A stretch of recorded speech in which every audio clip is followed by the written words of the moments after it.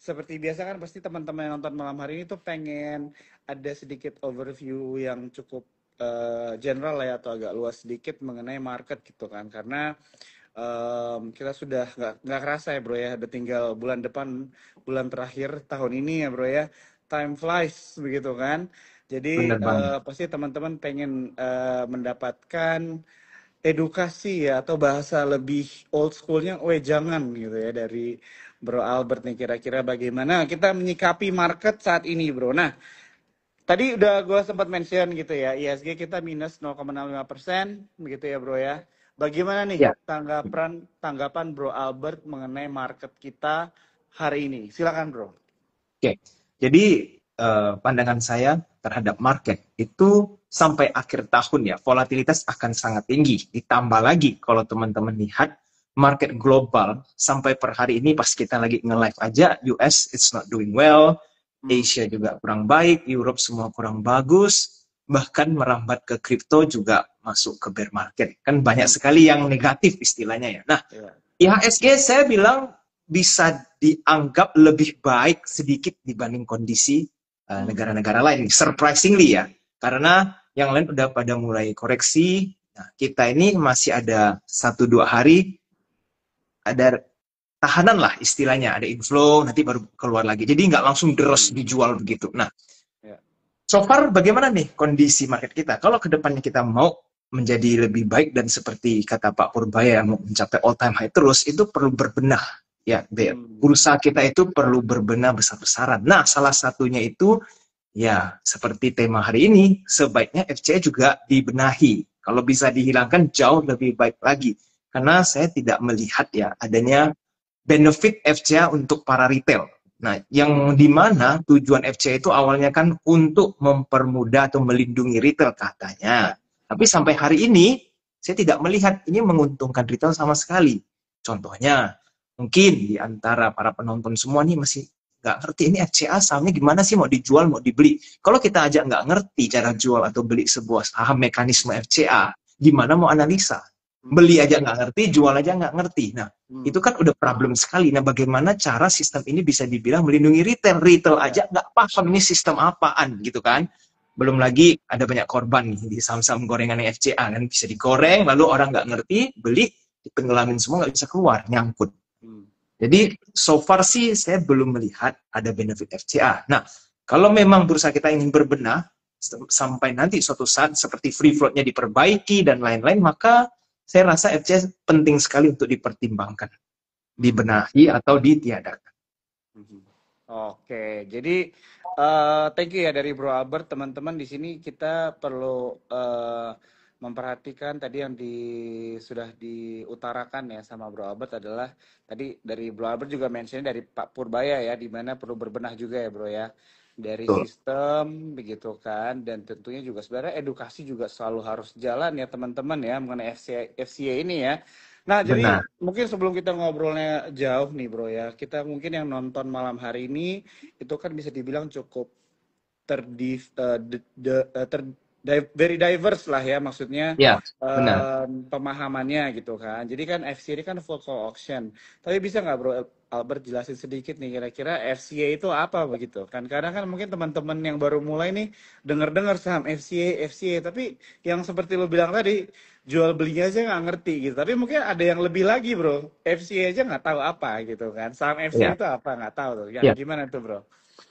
Baik, FCA itu misalkan nih teman-teman lihat ada beberapa tato, bisa di Google ya. Tato itu nanti bisa tato X, tato equity-nya minus. Ada beberapa kategori saham yang dianggap itu kurang baik. Nah, itu bisa berpotensi masuk ke dalam sebutannya FCA. FCA Hmm. itu order book-nya tidak liquid ya.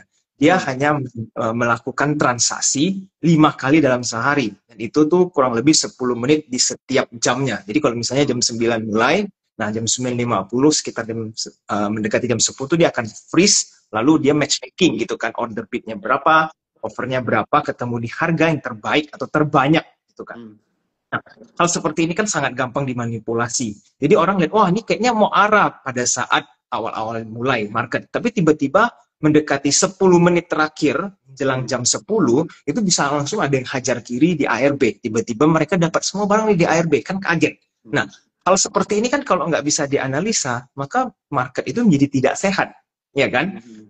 Bayangkan kita aja bursa itu selalu uh, menghargai saham-saham yang liquid. Ya, Ya. apalagi kalau contohnya top 4 banks likuiditas bagus, jadi big investor boleh masuk ke sana. FCA itu udah lebih parah dari saham-saham yang tidak liquid.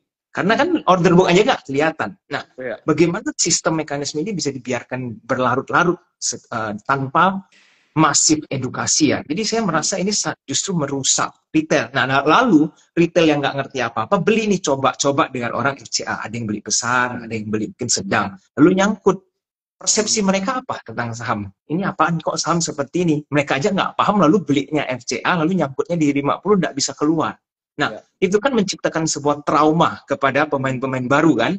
Nah, jadi gimana berusaha kita bisa kembang kalau mereka baru-baru mulai udah dihajar seperti ini dengan mekanisme yang sangat sulit untuk dipahami orang retail.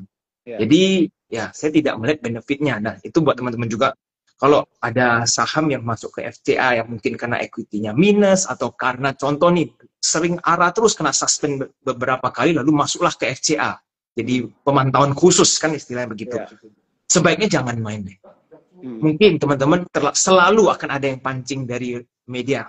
Wah, ini saham FCA kasih saya cuan ratusan persen, ribuan persen. Nah, itu pasti ada.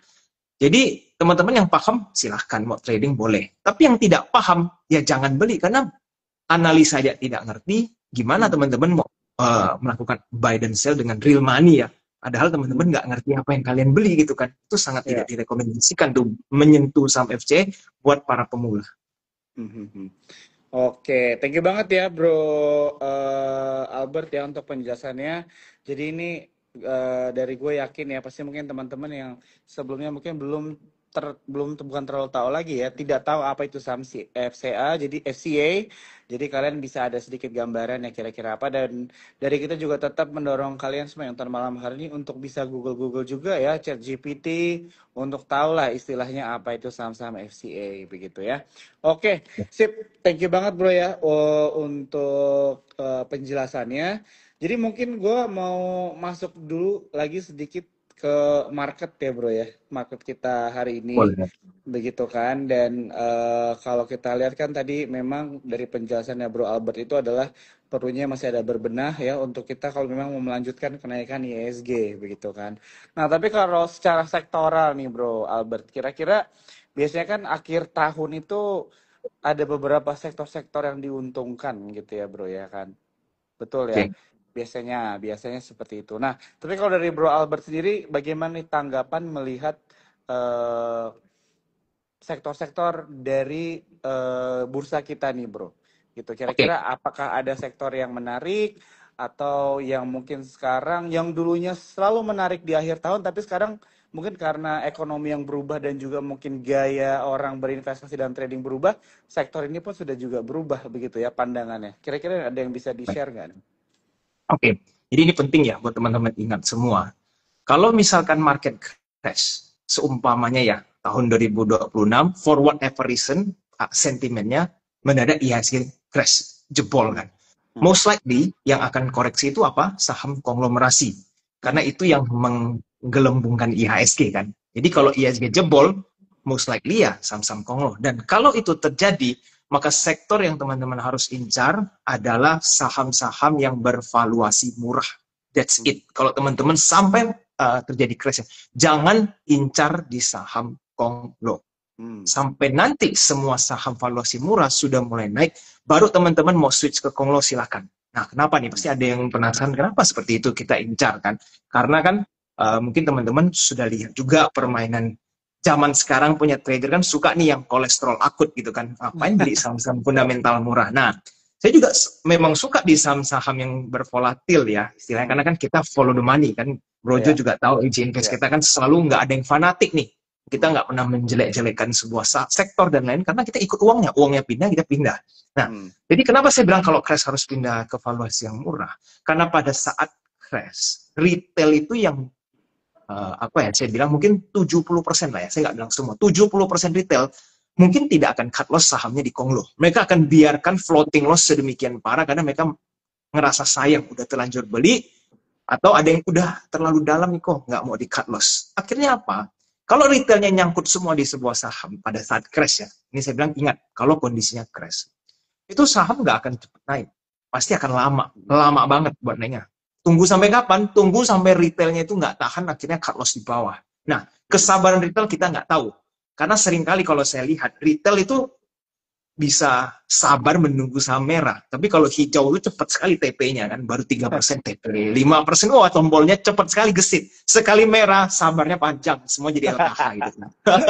Iya, saya pernah uji, saya kan pernah tanya orang, itu saham kamu lihat udah minus 80%, kok kamu hold? Kok sabar sekali, udah 2 tahun itu saham minus 80%. Udah sayang kok, udah tanggung gitu kan. Oh, oke. Okay. Lalu kenapa ada saham yang cuma 30% kamu nggak mau hold, padahal baru 1 bulan gitu kan.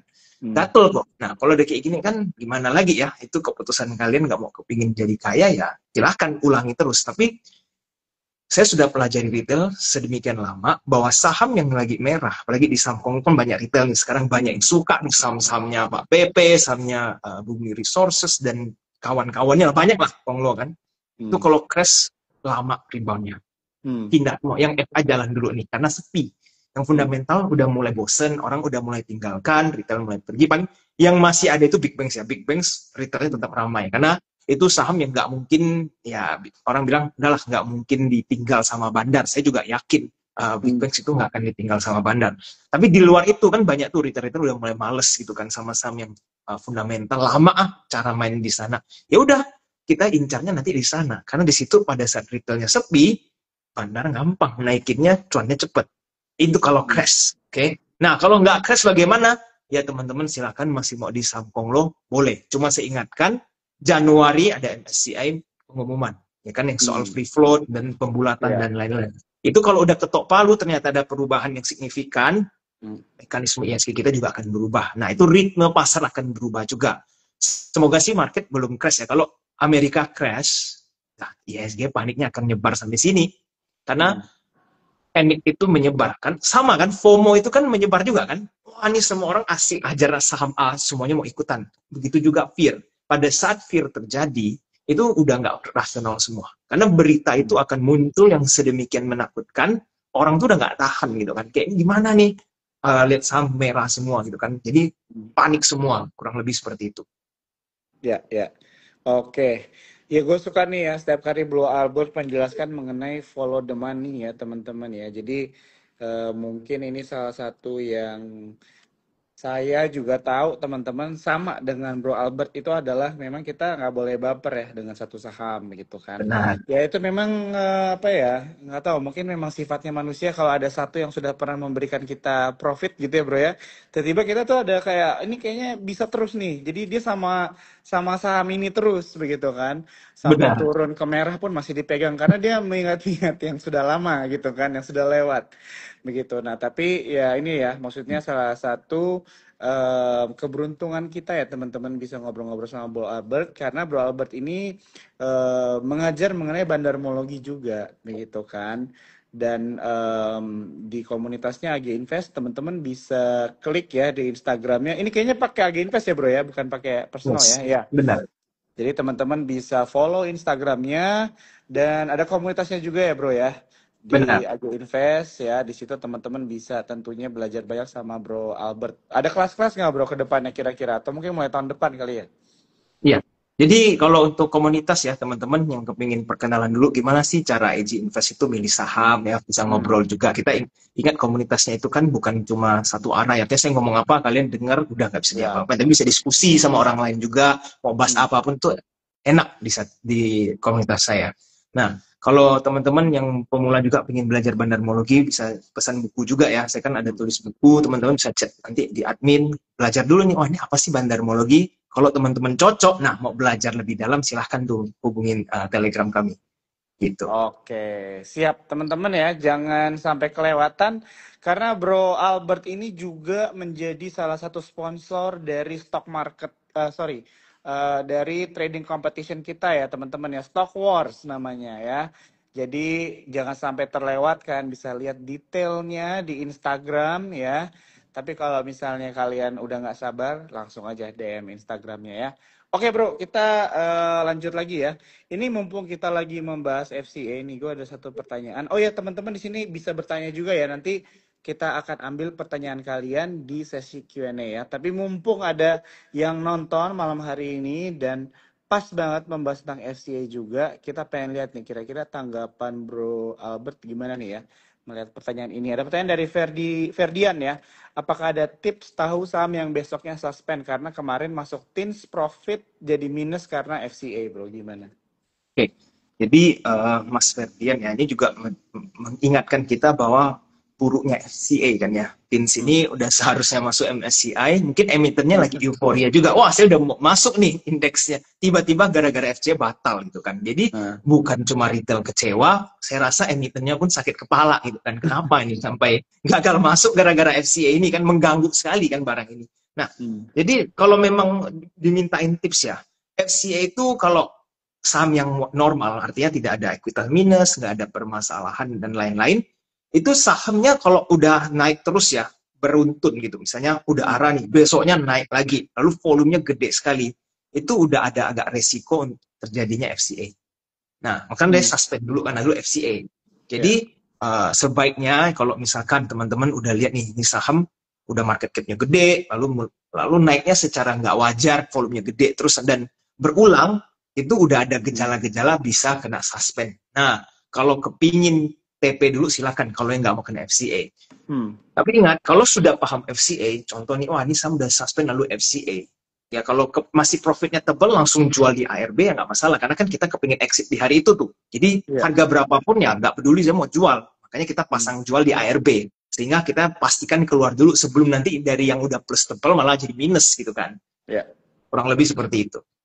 Oke, Ferdian udah dijawab ya pertanyaannya. Tapi ini juga sekalian masuk ke topik pembicaraan kita ya teman-teman ya, mengenai FCA ya. Oke, nah sebelum kita lanjut lagi ke pertanyaan-pertanyaan berikutnya dan juga mendapatkan insight dari Bro Albert mengenai keadaan market kita sekarang ya. Di sini aku mau mengingatkan buat teman-teman yang baru join, selamat datang. Dan Instagram Live ini seperti biasa direkam ya. Jadi kalian bisa nonton nanti rekamannya karena akan diupload di Instagram Sukor setelah IG Live ini selesai. Jadi jangan khawatir nih ya. Siapa tahu mungkin masih ada yang dalam perjalanan pulang dan sebagainya, belum bisa fokus nonton. Jangan khawatir ya. Nanti kita upload. Oke. Bro, kita mungkin sambil lompat-lompat ambil pertanyaan teman-teman yang nonton malam hari ini ya bro ya. Boleh, silakan. Oke, siap. Nah, ini menarik nih ya. Gue suka nih pertanyaan-pertanyaan kayak gini ya. Nggak langsung tok nanyain saham, tapi dia pengen nih bagaimana cara analisanya begitu ya. Dan juga pengen tahu begitu ya. Perbedaan-perbedaan saham-saham yang mungkin bagus untuk trading, tapi ada juga nggak saham-saham yang buat untuk investasi. Ini ada pertanyaan dari Sarjani, Bang, saham apa yang bagus untuk invest jangka panjang? Banyak yang saya lihat yang kasih insight saham untuk trading. Ada nggak satu saham yang invest long term? Nah bro, sebelum lo menjawab pertanyaan Sarjani nih bro, kira-kira ada nggak cara analisa yang membedakan saham yang memang bagus untuk ditradingkan sama yang mungkin untuk long term nih bro?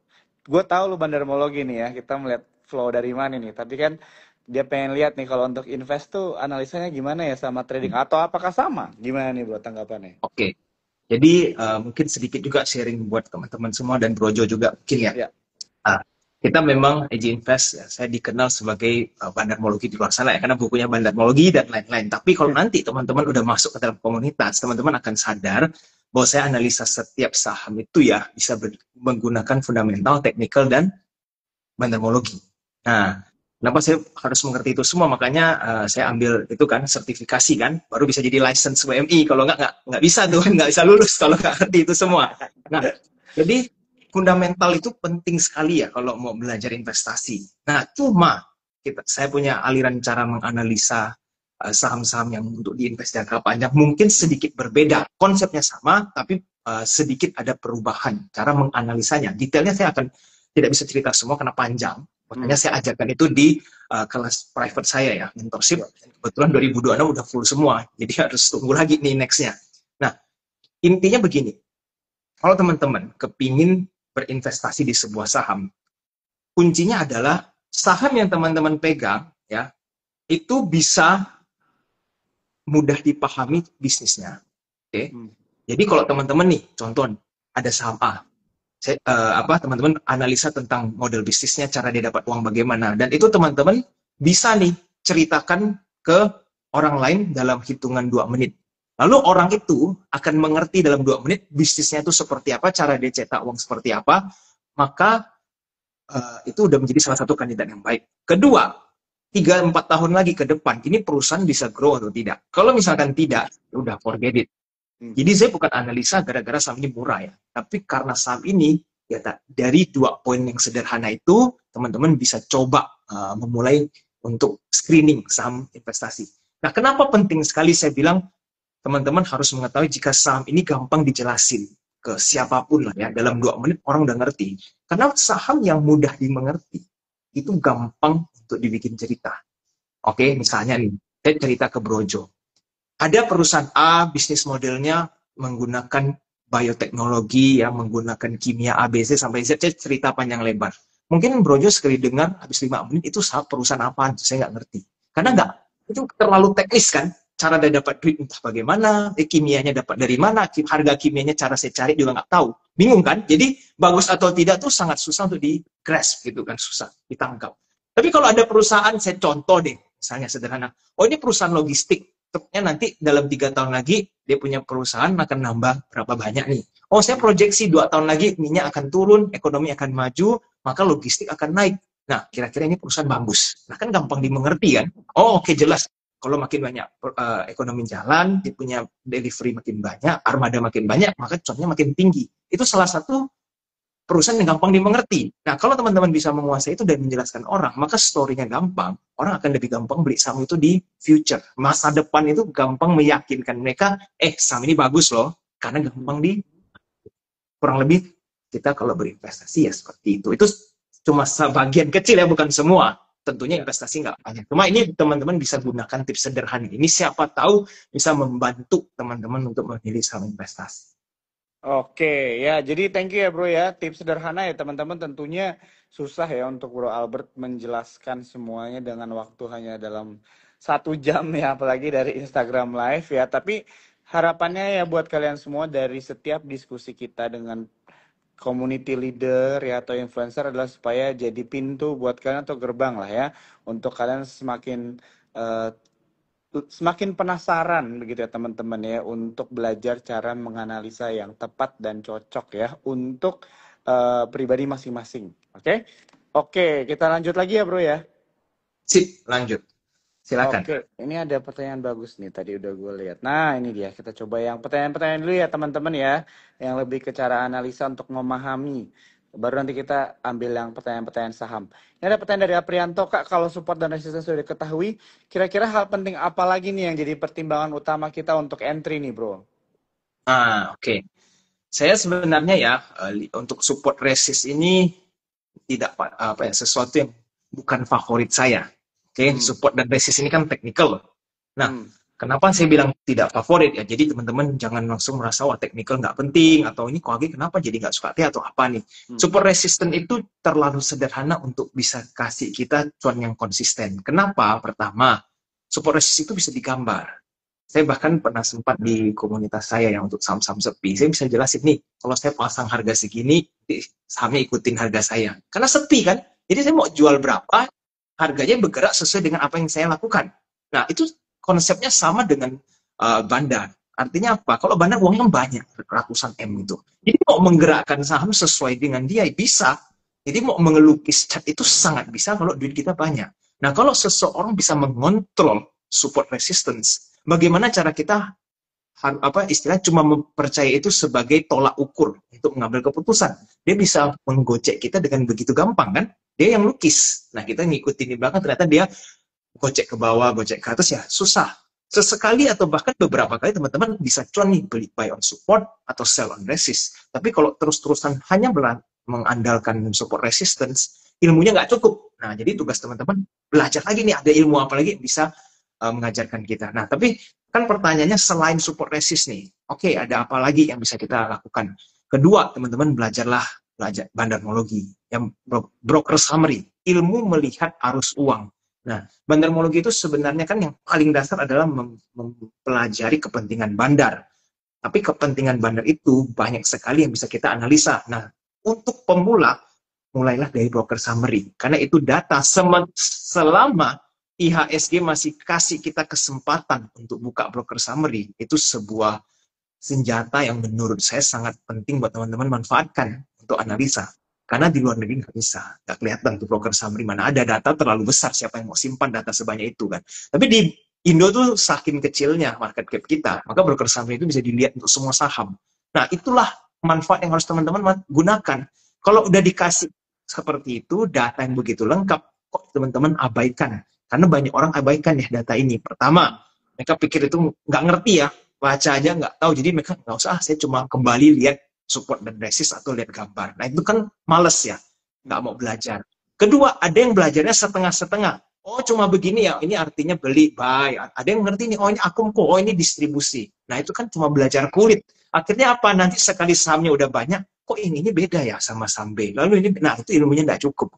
Makanya saya bilang, ya kalau mau mengerti dan benar-benar kepingin cuan, pelajaran kita di dalam saham itu banyak. Saya belajar saham sampai bisa berhasil itu bukan dalam 1-2 bulan ya, bahkan lebih dari 3 tahun tuh. Akhirnya menjadi profitable yang konsisten.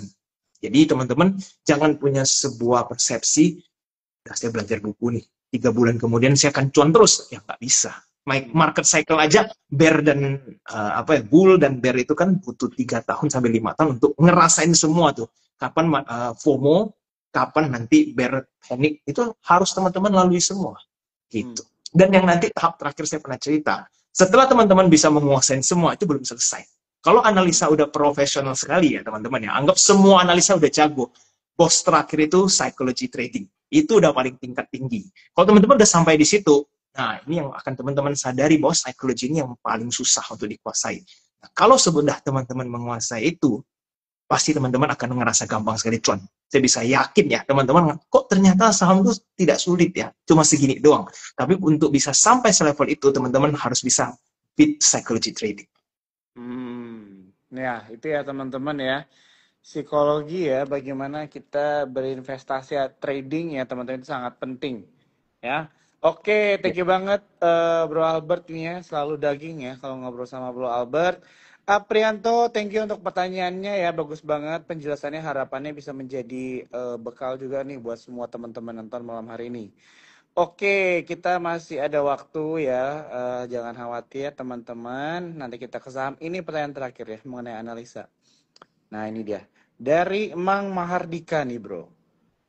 Nah dia ada pengalaman nih. What do you think about cuma analisa di bid offer aja nih? Ini biasanya salah satu, ada beberapa teman gue juga nih ya. Maksudnya yang baru-baru mulai. Hanya analisa bid offer terus luck sebagai beginner's luck. Dia cuan bro gitu kan. Oke. Nah Ya. gimana nih tanggapan? Kan bid offer kan gampang nih. Tinggal lihat mana yang lebih gede nih kan. Oh ini yang lagi rame nih masuk gitu kan. Tadi gimana tanggapan bro? Oke. Jadi kalau teman-teman merasa analisa menggunakan bid and offer doang, bisa atau tidak ya? Itu bisa kalau teman-teman cuma scalper. That's it. Kalau teman-teman scalper mau hidup dengan bid offer, itu bisa. Tapi ilmu bid offer itu tidak gampang. Kalau tadi kan Bojo mungkin ada bilang, oh gampang lihat yang mana ramai. Sangat-sangat sulit sebenarnya. Karena, kenapa? Bandar itu banyak sekali siasatnya untuk bid offer. Nah itu saya juga ajarkan di kelas private mentorship saya ya. Bahwa, kita bisa lihat, kalau sudah saya ajarin semua nih, misalnya frameworknya tentang bid and offer. Jadi teman-teman sekali lihat order book tuh paham betul ini sama kemana gitu. Makanya scalper kan perlu tahu itu. Nah, teman-teman akan sadar, oh ternyata selama ini mereka cara mainnya seperti itu ya. Kayak orang mikir apa, ternyata geraknya seperti ini loh. Nah, itu ada dia punya, harus bisa dipelajari. Karena udah saya analisa begitu banyak sekali data ya. Nah, makanya dari data-data itu semua saya tunjukkan, nanti teman-teman bisa lihat sini, oh yang saya ajarkan sesuai nggak dengan di market pergerakan order booknya. Gitu. Nah, jadi kalau ditanya bisa nggak untuk hidup, bisa tapi scalper. Kalau teman-teman mau invest, mau swing trade, order book semakin tidak relevan karena game plan-nya itu panjang. Ya. Oke, thank you banget bro ya. Ini untuk Mang Mahardika ya. Jadi, tapi balik lagi ya mungkin ke penjelasannya Bro Albert buat teman-teman ya. Jadi memang untuk analisa itu kita perlu ada beberapa yang kita pahami ya. Jadi jangan cuma hanya berharap di satu saja ya, karena angle market itu banyak ya, dari market mover gitu ya teman-teman ya. Jadi inilah hal-hal yang perlu kita perhatikan bersama. Oke bro, kita coba mulai masuk ke persahaman ini ya bro ya. Oke. Ini ada pertanyaan tadi. Oh ini kita mulai dari sektor dulu nih, ada yang nanya. Dari Dayat Hadi. Sektor batu bara kok turun ya Pak, padahal mau masuk musim dingin. Nah ini yang tadi di awal bro. Biasanya sektor-sektor di bulan-bulan segini kok harusnya menarik, tapi gimana nih bro tanggapannya? Ya, jadi karena ada berita yang kurang mengenakan ya, baru muncul ini, kena bea cukai kan, kalau nggak salah batu bara sama emas. Nah, jadi ini bikin sentimen terhadap kedua komoditas ini tentunya akan cukup berat, walaupun kita memasuki winter, dan ini sangat disayangkan ya, kenapa munculnya di saat winter, kenapa nggak nanti, di bulan summer gitu kan, jadi ancur-ancur sekalian. Nah, tapi kita nggak pernah bisa tebak ya, market anytime Hmm. bisa keluar berita-berita tidak terduga. Jadi kalau ditanya kenapa nih batu bara bisa turun, ya karena ekspornya nanti kena bea cukai, nanti harga jadi semakin tinggi, orang semakin susah bersaing ya harganya dan lain-lain, sehingga itu membuat sentimen secara jangka pendek ini tertekan. Nah cuma Hmm. kan mereka bilangnya kan baru dalam planning ya, nggak tahu kapan mulai berlakukannya fixnya. Tapi kalau udah ketahuan, nah baru disitulah mungkin akan price in market. Kalau sekarang kan banyak berspekulasi, ada yang mulai profit taking duluan sebelum nanti terjadi fear dan lain-lain. Jadi market masih lagi volatile-volatilenya Ya. gitu. Oke, Dayat Hati, thank you udah bertanya dan juga Bro Albert yang sudah menjelaskan. Kita lanjut lagi, ini ada pertanyaan nih ya dari Pak Mul nih. Simple ya bro ya, tapi ini mungkin stuck di banyak pikiran penonton nih. Bro, bandarmologi dengan broker itu apakah sama bro? Oke, jadi begini, broker summary itu kan adalah data yang bisa kita baca ya. Broker apa, beli apa, ya kan? Itu namanya Hmm. broker summary. Bandarmologi adalah ilmu mempelajari kepentingan bandar. Jadi itu lebih ke framework besarnya ya, bandarmologi. Hmm. Makanya kita sebut bandarmologi. Karena bandarmologi itu kan kita harus tahu nih, si kepentingan bandar itu seperti apa, misalnya emitennya. Dia itu maunya apa dulu nih. Kalau dia ada kepentingan, apa nih kepentingannya? Dan cara dia mewujudkan kepentingannya itu apa? Kita analisa semua. Kalau kita sudah identify itu semua, tahu game plan mereka, dan mendapatkan harga bagus, kita hajar. Nah, bandarmologi itu salah satu tools, salah satu alat yang bisa kita pakai untuk mengkonfirmasi kita punya deduction. Oh, misalkan nih, kita anggap saya udah analisa kayaknya ini saham yang bagus, ada nanti Hmm. kepentingan beberapa bulan atau beberapa tahun lagi sekian sekian sekian habis analisa. Nah, Hmm. broker summary itu salah satu alat nih. Hmm. Apakah mencerminkan saya punya analisa benar? Kalau iya, harusnya nanti akan ada bandar yang nampung sahamnya, kan gitu. Kalau udah ada yang nampung, berarti terkonfirmasi nih. Oke, ini saya punya deduction benar, ya kita ikutan masuk. Hmm. Mau nggak ada berita, mau saham itu sepi, mau saham itu ramai, nggak peduli. Yang penting ada yang bandar di luar sana, entah siapa lagi asik nampung, ya kita ikutan. Makanya bandar Moi nggak pernah fanatik terhadap saham. Hmm. Oke, itu ya Pak Mul 42 ya sudah dijawab. Oke. Oke nih, mumpung lagi rame ya, teman-teman di sini aku mau ingetin sekali lagi, Instagram Live ini direkam. Nanti kalian bisa nonton uploadnya dari awal ya, karena biasanya nanti kalau udah mulai sesi pertanyaan nih, ada yang nanya pertanyaan yang sama gitu ya, dari yang udah dijawab tadi. Jadi nanti kalian bisa nonton dari awal ya. Jadi jangan cuma hanya untuk cari pertanyaan kalian aja. Di awal tadi Bro Albert banyak kasih insight juga ya mengenai market kita ya. Oke, kita lanjut lagi bro ya. Ini ada pertanyaan dari Bekal Sehat. Nah, Pak izin bertanya.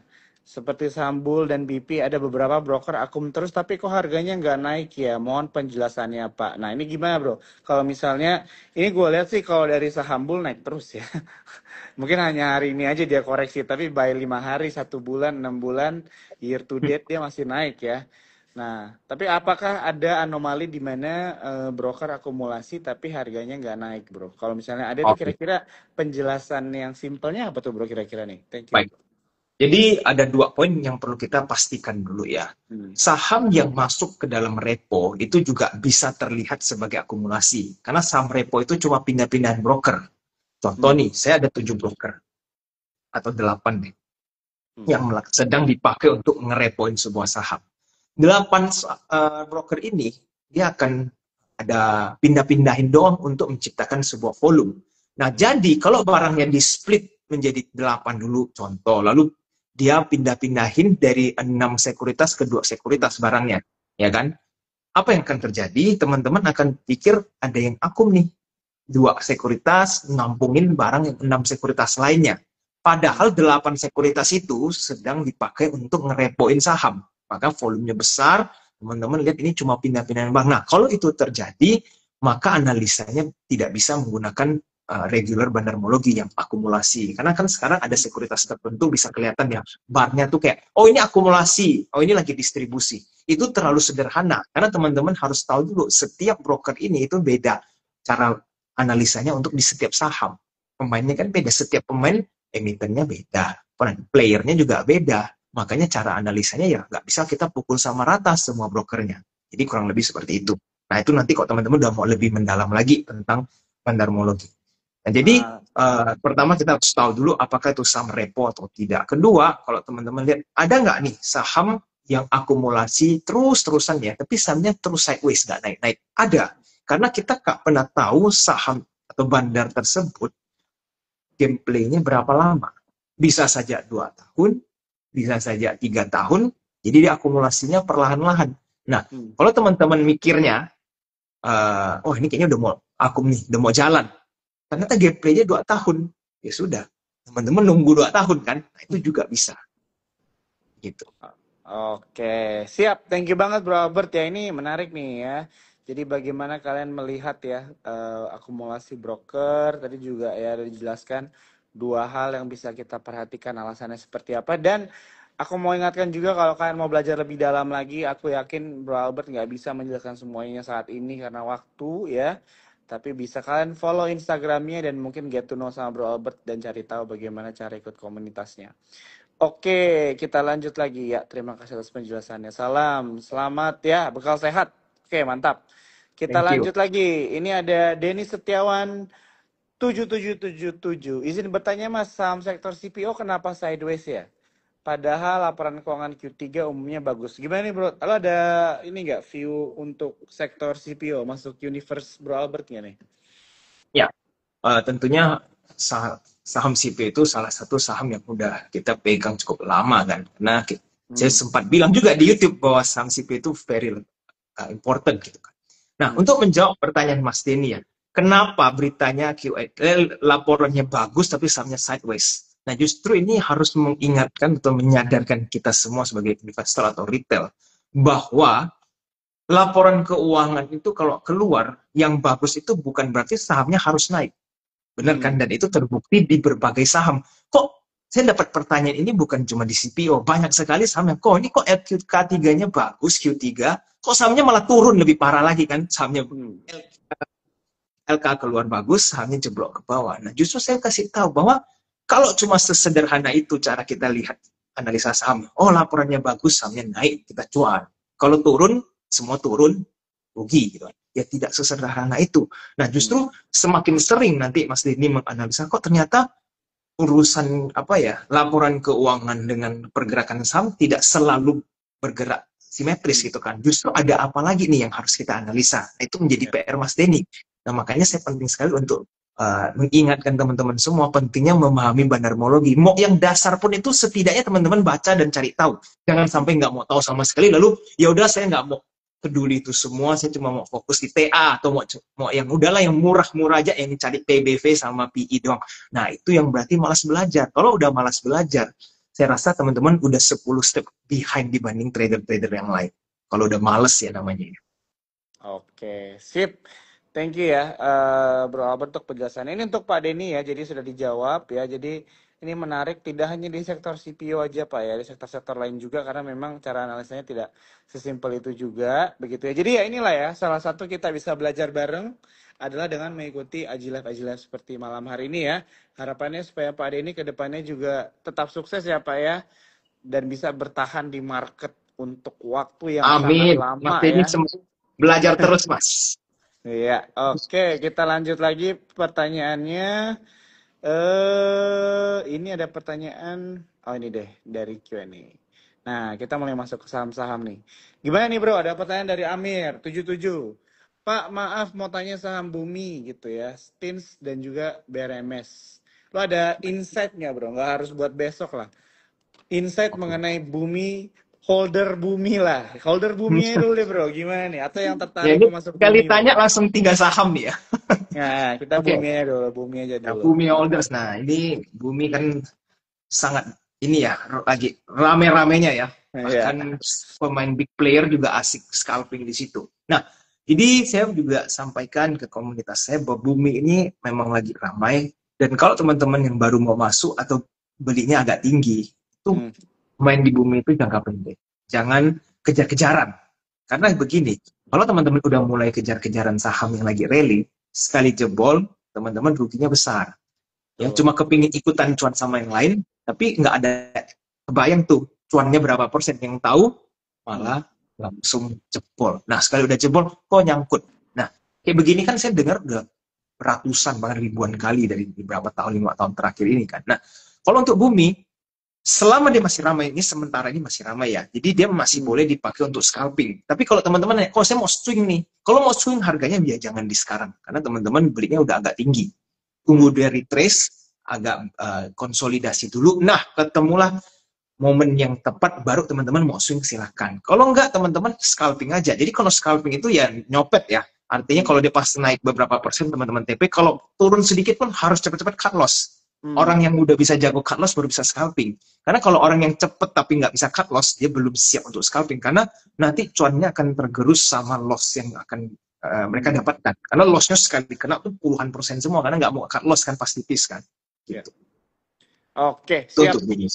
Jadi Thank masih you. bisa untuk di scalpingkan ya, Amir. Oke, scalping masih oke ya untuk short term ya, tapi tetap hati-hati karena memang harganya udah mulai tinggi ya teman-teman ya. Yes, Oke, benar. ini ada, oh nih pas nih ya ngomongin bumi nih ya, ada Steve Wen 8 tadi cut loss di bumi 212 sakit ditarik ke 220 lagi. Ini tapi kalau mungkin dari gua ya bro yang ngeliat ini, kalau memang 212 ini adalah batas cut loss dia dan dia cut loss, gua kasih thumbs up. Karena dia disiplin ikutin trading plan-nya gitu ya. Maksudnya kan kalau udah kena di ininya gitu ya, ya sudah memang begitu kan kalau memang trading ya kan terus ditarik lagi Yes. ke dua dua Justru puluh ya saya juga mau realitanya kasih, begitu. saya juga Gimana bro? kasih double thumbs up nih, jadi dapat 4 jempol ya. Karena begini, kalau menurut saya ya, pandangan saya pribadi, lebih baik teman-teman loss, tapi teman-teman eksekusi dengan benar, Hmm, dibanding teman-teman tuan, tapi sebenarnya untung-untungan. Jadi ya. contoh begini ya, untung-untungan itu seperti ini, saya juga sering dengar. Waduh, untung saya nggak cut loss di harga sekian, tiba-tiba sahamnya rebound. Nah, berarti kan pertama, dia ngerasa dia happy nggak jadi cut loss dan akhirnya dia TP cuan, mungkin cuannya 5% dan seterusnya. Hmm, Tapi dia nggak bisa repeat seperti itu lagi karena mereka kan cuma untung-untungan. Nah, kalau dia ulangi kejadian yang dia tidak cut loss dan ternyata tidak rebound, ya jebolnya lama ya, ARB hmm, bahkan, itu ruginya udah makanin semua profitnya, saya yakin. Jadi hmm, cuannya yang dia dapatkan dari untung-untungan akan habis suatu saat nanti pada saat terjadi dia rontok. Jadi kalau tadi Mas udah cut loss di bumi gara-gara memang sudah sesuai plan, itu harus be proud of yourself tuh. Gak gampang orang cut loss, lalu udah siapin plan ya, lalu cut loss dengan eksekusi yang tepat, justru itu udah masuk ke one step ahead ya, udah ke arah yang benar. Jangan disesali, karena market itu bergerak secara random, kita nggak pernah tahu. Kadang aja saya baru masuk, dia turun sedikit langsung kena saya punya bagian stop, saya cut loss, tiba-tiba second session dia arah, itu lebih hmm, pusing lagi kan, baru cut loss tiba-tiba sampai arah kan. Tapi nyesal nggak, ya udah, oh yang penting uang saya nggak habis dulu kan, hmm. daripada teman-teman, nah contoh nih beli, udahlah saya tinggalin dulu, nanti dia turun sedikit, mungkin besok masih bisa naik. Nah ini mungkin besok ini ternyata sesi 2 ARB, besoknya ARB lagi, sekali cut loss minus 30%. Nah itu cuan kemarin yang 2-3% habis semua dalam satu cut loss, nggak worth it menurut saya. Oke, nah ini jadi buat Steve Wen ya dapat banyak jari nih ya dari gua dan juga Bro Albert ya. Tapi tetap ya trading plan-nya harus diikuti dan trading plan-nya juga harus benar ya. Ini kita ngomongin trading plan-nya juga harus benar ya. Jadi sesuaikanlah dengan risk profile kalian ya. Tadi seperti yang Bro Albert bilang, jangan untung-untungan ya teman-teman. Kalau untung-untungan itu namanya sudah judi ya teman-teman ya. Jadi kita bermain dengan perasaan kita begitu kan dan ya nggak konsisten ke depannya dan ya udah habis tadi ya Benar. dana yang sudah kita digulung dan sebagainya. Oke, kita lanjut lagi ya. Ada yang bertanya nih banyak. Ada yang ada yang bertanya nih. Raditya Pras bertanya right issue Pani dan Inet apakah menarik bro? Ada insight nggak mengenai PANI atau INET? Oke. Jadi gini, untuk inet sih agak risky menurut saya ya. Jadi Hmm. teman-teman kalau mau ikutin red issue, saya pribadi mungkin lebih fokus di scalping dibanding follow the whole red issue, ikut tepus dan lain-lainnya ya. Banyak sekali hal-hal seperti itu di inet. Hmm. Saya kurang strict dengan risknya, maka saya Oke. lebih baik scalping kalau teman-teman memang kepingin main di inet. Nah, untuk Pani, ini agak lebih perlu analisa lebih dalam lagi ya. Karena PANI kan juga salah satu sektor konglomerasi. Ya. Risknya adalah nanti kalau misalkan Januari seperti saya bilang ada berita besar tentang free float dan MSCI dan lain-lainnya atau contoh market global crash gitu kan. Hmm. Ya, resiko tetap ada. Walaupun rate isunya untuk 3 tahun mungkin atau 5 tahun ke depan masih sangat menjanjikan ya. Tapi bukan berarti sahamnya tidak bisa nyelam dulu kan sebelum dia rebound naik ya dia bisa nyelam cukup dalam Hmm. gitu. Oke, siap. Raditya Pras sudah dijawab ya pertanyaannya. Kita lanjut lagi nih ya. Kayaknya aku di awal tadi nih orangnya nanya saham yang sama ya. Apa? Saham FUTR bro, Futura Energy Global. Gua lihat di sini 5 hari minus 16% ya. Gue baru tahu nih ada saham ini ya sebenarnya. Ini sampai FUTR sempat ramai punya ya. Saya coba lihat. Udah lama nggak lihat juga karena saya nggak ngincar juga di saham ini sebentar ya. Boleh, boleh. FUTR. Kita lihat Oke. hari ini. Mm-mm. Ya. Jadi untuk FUTR ini lagi pantesan ya lagi jebol begini. Sementara ini saya lihat kurang bagus ya kondisi Hmm. FUTR dari broker summary-nya kurang oke, walaupun belum terlalu ramai ya. Nah, Hmm. kalau misalkan dia lanjut koreksi sampai di bawah 580 ya 600 sampai ke 580 lah itu udah danger menurut saya. Hmm. Oke, oke. Sip. Thank you ya yang udah ini menarik nih ya. Udah dijawab ya. FUTR. Nah, ini dia nih. Saham Goto, Bro. Gimana, Bro? Goto ya, Gotonya ada berita soal sempat heboh ya Merger, tentang ya. merger kan, lalu Ya. turun dengan luar biasa mantep ya. Cuma begini teman-teman yang kalau pingin main di Goto ya boleh beli kalau ya bisa dibilang dekat-dekat 50. Nah, berapa terserah. Kalau mau dekat 50 Benar, silahkan benar. beli. Karena saya cukup yakin teman-teman akan cuan kalau dapat harga bagus di Goto. Kenapa? Kenapa Goto tidak akan dibiarkan di 50 lalu dimasukin FCI? Karena ada kepentingan government di dalam saham ini. Hmm. Contoh ya, contoh salah satu saham yang menurut saya fundamentalnya hancur sekali. Ya bahkan ibaratnya isap Hmm. kocek, bikin kocek bolong gitu uang itu adalah Garuda Indonesia, ya kan? Utangnya nggak selesai-selesai, udah berapa tahun di bailout terus, tapi kok dipeduliin gitu kan? Karena Garuda Indonesia itu uang pemerintah di dalam kan udah kepalang tanggung kan, mereka injek terus, berarti makin banyak kepentingannya nggak bisa dibiarkan begitu dan itu brand yang sangat penting juga untuk negara kita. Nah, Goto itu juga kurang lebih sama. Duit pemerintah di dalam udah banyak. Kalau dia biarkan lalu hancur begitu, makin habislah duit mereka di dalam semua. Akhirnya apa ya? Mereka akan tetap maintain dan banyak apa ya istilahnya perlu banyak PR untuk Hmm. bagaimana Goto ini ke arah yang lebih baik. Memang PR mereka banyak sekali. Goto itu kan ya resikonya besar, kayak kena mogok kerja lah dan lain-lain. Nah, mereka punya urusan ya harus do something with Grab sih. Karena Grab dan Goto ini kan rivalnya yang sangat ya, sikut-sikutan. Mereka Hmm. bakar-bakaran duit sama-sama promo begitu. Dan kalau mereka terus-terusan lanjut seperti itu, mungkin 10 tahun ke depan nih contoh, itu dua-duanya bisa habis di Indonesia ya. Kalau Grab kan karena nasional, jadi kita lagi ngomong konteksnya di Indonesia, itu dua-duanya nggak akan sama-sama kesusahan untuk cuan. Karena saling sikut kan, bakar Ya. duit lawan saling lawan. Tapi kalau mereka cari jalan tengah yang bisa menguntungkan both ways, nah itu baru mereka dulunya bisa hidup. Makanya mereka ada pembahasan untuk merger dan seterusnya supaya mereka bisa coexist, nggak Hmm. saling sikut dan akhirnya mati kan. Nah, sehingga story ini akan mungkin beberapa kali digoreng lagi nih. Oh, nanti ada merger dan whatsoever. Makanya kalau teman-teman bisa dapat harga dekat 50, silahkan. Oke, ini gue setuju sama Bro Albert. Gue juga kemarin actually masuk 50 berapa? 53 atau berapa gitu. 53, 54 ya. Iya, pokoknya 50 55 buat gue udah oke lah gitu ya. Ya, itu udah oke banget.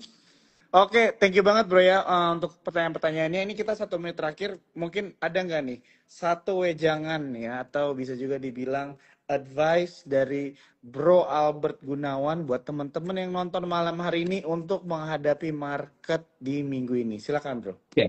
Ya. Jadi begini teman-teman, saya kan selama ini ya, mungkin udah ikut Brojo lama juga, kita ngobrol di IG Live dan lain-lain, bahwa kita tidak pernah fanatik dan always follow the money. Dan selalu oportunis ya, kalau ada opportunity yang besar, kita ambil. Nah, untuk tahun 2026, teman-teman, ini saya juga bilang ke komunitas saya, watch for Bitcoin.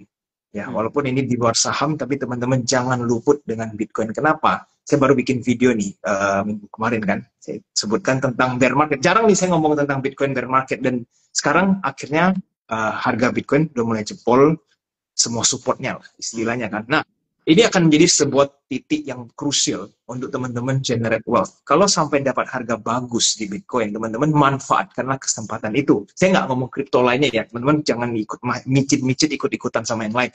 Tapi just focus on this crypto. Nah, kalau teman-teman bisa dapatkan cuan di situ, nanti profitnya teman-teman ambil, kita putar di dalam saham. Kenapa? Karena di saham selama pajaknya masih final 0,1%, teman-teman akan sangat gampang untuk mendapatkan profit.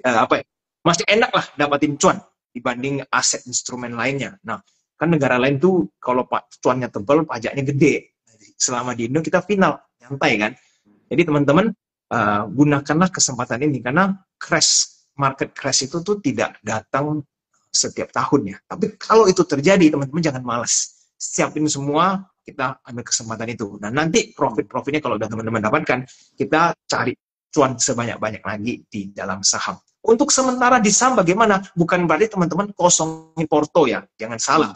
Kita punya kondisi IHSG sementara ini masih oke. Tapi ingat, kita perlu memantau market global. Kalau Amerika crash, itu asing bisa tarik banyak dari Indonesia. Kenapa? Karena saham Amerika, kalau dia crash itu, mereka the first thing yang akan rebound. Karena kan biasa nih, Amerika crash, yang lain ikut crash, semuanya panik, satu dunia global panik, Amerika rebound duluan. Nah, pada saat terjadi masif koreksi di US, itu duit disedot semua dari tempat-tempat yang bisa disedot. Nah, kalau Indonesia pada saat ini, pada saat itu terjadi momen di mana mereka bisa keluarkan duitnya, ya mereka pasti akan keluar. Nah, kalau mereka keluar kan pasti rontok kan IHSG. Nah, mereka beli yang di saham US dulu, karena US itu always rebound ya, no matter what mereka akan rebound, karena uang mereka tuh uang satu dunia itu ada di sana semua, di S&P 500, Nasdaq dan Dow Jones gitu. Jadi pesan saya 2026 tahun yang sangat penting untuk teman-teman buka mata besar-besar lihat di dunia investasi ya. Kita akan kalau teman-teman bisa manfaatkan kesempatan buy the dip ini ya, pada saat crash terjadi, you will get very rich. Oke, siap.